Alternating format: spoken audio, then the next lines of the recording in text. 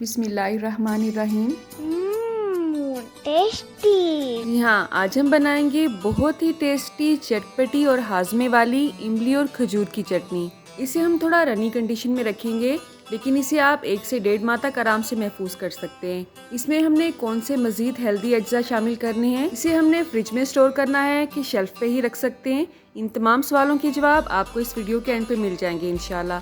तो चलें आज की रेसिपी का आगाज़ इस दुआ के साथ करते हैं कि अल्लाह आप सबका दस्तरखान सजाए रखे और हम सबको सेहत और ईमान का रिज़्क़ अता फरमाए।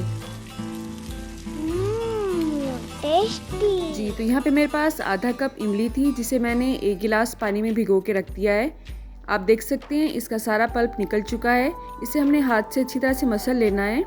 इसके बाद हमने ये खजूरें ली हैं, 12 से 15 अदद हैं ये। इनको भी मैंने 3 से 4 घंटे पहले भिगो के रख दिया था। अब चटनी को पकाने से पहले हमने इमली का अच्छी तरह से पल्प निकालना है, क्योंकि गुठलियाँ मुंह में आती हुई बिल्कुल भी अच्छी नहीं लगती हैं चटनी में।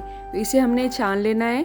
आप चाहें तो थोड़ा थोड़ा सा पानी इसके ऊपर ऐड करते जाएँ और स्पैचुला की मदद से इसे प्रेस करते हुए इसका पल्प निकाल लें। दूसरा तरीका ये है कि इसी गूदे को आप दूसरे बाउल में ऐड करें, उसमें थोड़ा सा पानी ऐड करें, अच्छी तरह से उसे मिक्स करें और उसे दोबारा से छान लें। ये प्रोसेस आपने 3 से 4 मरतबा करना है, या तब तक करना है जब तक कि पानी ट्रांसपेरेंट नहीं होता। पानी आपने थोड़ा थोड़ा सा ही ऐड करना है। टोटल आपने 3 गिलास से पानी ज़्यादा इसमें ऐड नहीं करना है, ठीक है। तो इमली का पल्प हमने निकाल लिया है, गुठलियाँ हमने फेंक देनी है। यहाँ पे मेरे पास खजूरें हैं भीगी हुई। इसके पानी में बहुत ज़्यादा अफादियत होती है, तो आपने पानी को फेंकना नहीं है, पानी समेत ही खजूरें इसमें ऐड करनी है। थोड़ा सा मैंने इमली का पानी इसमें ऐड किया है ताकि शेकर जग अच्छी तरह से काम कर सके। तो 1 मिनट से भी कम टाइम लगता है और बहुत अच्छी तरह से खजूरें शेक हो जाती हैं। अगर आपको तसल्ली नहीं होती है कि इसका छिलका अच्छी तरह से शेक नहीं होगा, तो आप इस पल्प को छान भी सकते हैं, लेकिन मैंने इसे छाना नहीं है, इसे हम ऐसे ही यूज़ करेंगे। अब यहाँ पे पैन में मैंने ऐड किया है इमली का पानी। एंड पे ये जो थोड़ा सा पानी रह जाता है, इसे आप डिस्कार्ड कर सकते हैं, क्योंकि इसमें थोड़े बहुत ज़रात रह जाते हैं इमली के, जो कि हार्ड होते हैं और मुंह में आते अच्छे नहीं लगते हैं। खजूर का पल्प भी हमने इसमें ऐड कर देना है। आजकल ये जो सिलिकॉन के स्पैचुलास हैं, इससे बहुत अच्छी तरह से आप किसी भी चीज़ को साफ़ कर सकते हैं, कोई भी चीज़ ज़ाया नहीं होती है इससे।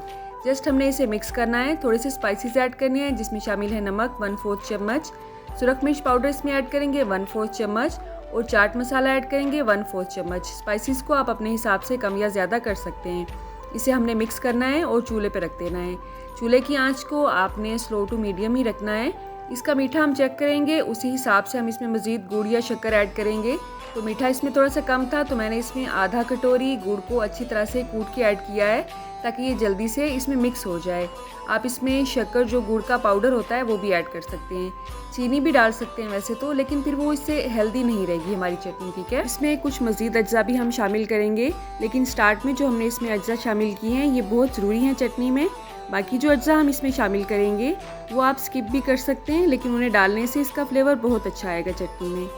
5 से 7 मिनट दरमियानी आंच पे पकाने के बाद इसमें हमने तिल ऐड करने हैं। 1 बड़ा चम्मच तिल मैंने इसमें ऐड किया है और 1/4 चम्मच से भी कम हमने इसमें अदरक पाउडर या सूंड ऐड करनी है। इसका फ्लेवर इसमें बहुत अच्छा आता है। किसी भी चटनी में अगर 1/4 चम्मच से भी कम आप काला नमक ऐड कर देते हैं, तो चटनी का फ्लेवर डबल हो जाता है। तो 1/4 चम्मच ही मैंने इसमें काला नमक ऐड किया है। और इसकी शेल्फ लाइफ को बढ़ाने के लिए इसमें हमने टाटरी ऐड करनी है। 2 चुटकी बराबर मैंने इसमें ऐड की है। टाटरी ऐड करने के बाद किसी भी चटनी को ज़्यादा पकाया नहीं जाता है, तो हमने जस्ट इसे 1 से 2 मिनट ही पकाना है और उसके बाद चूल्हे की आंच को बंद कर देना है। अगर आप 1 चुटकी बराबर इसमें सफ़ेद या काला ज़ीरा ऐड करते हैं सबसे एंड में, तो उसका टेस्ट भी अच्छा आता है और उसकी लुक भी अच्छी आती है। तो टोटल हमने इसे 10 से 12 मिनट ही पकाया था, चूल्हे की आंच को बंद कर दिया था और आप देख सकते हैं अल्हम्दुलिल्लाह इसकी कंसिस्टेंसी बहुत अच्छी आई है। अगर आप इसे मज़ीद गाढ़ा करना चाहते हैं तो आप 5 से 7 मिनट मज़ीद इसे पका सकते हैं। अब जिस कंसिस्टेंसी में हमने इसे रखा है, तो हमने इसे फ्रिज में ही स्टोर करना है। ये 2 माह तक बिल्कुल भी ख़राब नहीं होगी। अगर आप इसे ज़्यादा गाढ़ा करते हैं तो आप इसे शेल्फ पे भी रख सकते हैं फिर। तो आप इतना ही बनाएं जितना 1 माह में इस्तेमाल हो जाए। स्टोर करने के लिए बिल्कुल खुश्क जार आपने यूज़ करना है, शीशे का लें तो ज़्यादा अच्छा है। इसमें कोई भी जूठा और गीला चम्मच आपने ऐड नहीं करना है, वरना आपकी चटनी ख़राब हो सकती है। वैसे तो मार्केट में हर तरह की चटनी अवेलेबल है, लेकिन घर की बनी हुई चटनी की बात ही कुछ और होती है। बिल्कुल साफ़ सुथरे माहौल में साफ़ सुथरे अज्जा से ये बनी होती है। आप इसे पकौड़ों के साथ, समोसों के साथ, दही भल्ले और चाट के साथ इस्तेमाल कर सकते हैं। जिस चीज़ के साथ भी आप इसे इस्तेमाल करेंगे उसका जायका डबल हो जाएगा इंशाल्लाह।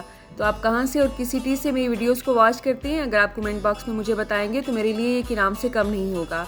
अल्लाह आप सबका दस्तरखान सजाए रखे और हम सबको सेहत और ईमान का रिज़्क अता फरमाए।